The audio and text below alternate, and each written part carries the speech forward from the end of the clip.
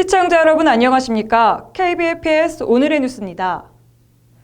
교회 측 갑질 문제, 규정을 무시한 사회복지사들의 수업 방식 등으로 무리를 빚어온 방주교회 원덕지역 아동센터가 국고 보조금을 부정하게 수급했다는 의혹과 함께 일부 직원들이 교회 측 파행 운행에 반발하고 있어 논란이 커지고 있습니다. 자세한 내용 심동욱 아나운서가 취재했습니다.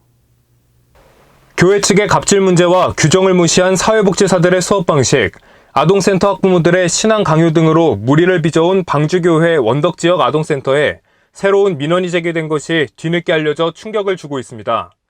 국민신문고에 민원을 제기한 전 강사 A씨와 전 공익근무요원 J씨에 따르면 K모 사회복지사가 근무 시간에 수업을 진행하며 이중으로 급료를 받고 있다는 사실을 문제점으로 지적했습니다.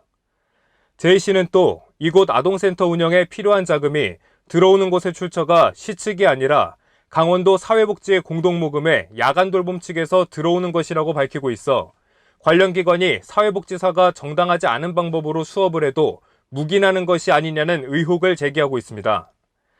J씨가 이 같은 의혹을 제기하는 것은 아동들의 미술 수업의 경우 분명 사회복지사들의 출퇴근 시간이 명시돼 있는데도 이를 지키지 않고 있다는 겁니다.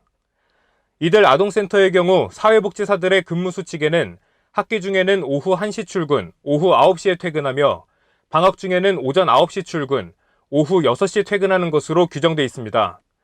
하지만 모든 운영은 센터장의 권한이라는 이유로 임의로 시간을 변경해 혼란을 주는 것은 물론 수업에 악영향을 주고 있습니다. 그렇다면 이 같은 방법으로 수업을 진행했다면 도대체 어린이들은 몇 시에 귀가하는지 의혹이 제기되는 가운데 센터장의 관리 감독에 문제가 큰 것으로 알려지고 있습니다. 근태 문제로 논란의 대상이 된 K사회복지사는 미술 강사로 수업을 하던 중 사회복지사로 채용된 후 센터장의 비호 아래 규정을 지키지 않은 부적합한 수업을 해왔다는 겁니다. J씨 측은 그동안 외부에 보고된 서류상 문제점이 발견되지 않은 것은 서류를 조작했거나 거짓 보고를 한 것으로 추측돼 자세한 조사가 필요하다고 주장하고 있어 향후 사회복지사들의 근무 시간에 따른 진위 여부로 논란이 커질 것 같습니다.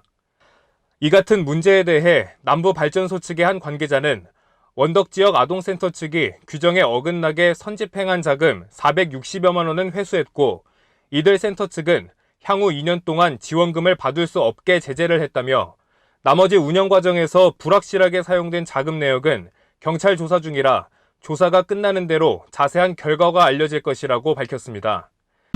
저희가 혼수 처리를 이제 저희 건물 자본들을 하고 위험조기한 결정을 받아서 혼수 처리 금액이 총 460만. 보조금 이제 부정 수급이 해당이 되면 사업대제나 특정 기관에서 할 수가 있는데 저희가 이제 공조해서 2년에서 문제가 다 나가 있는. 2년 동안 사실 잘했었다. 지금까지 KBPS 심동욱입니다.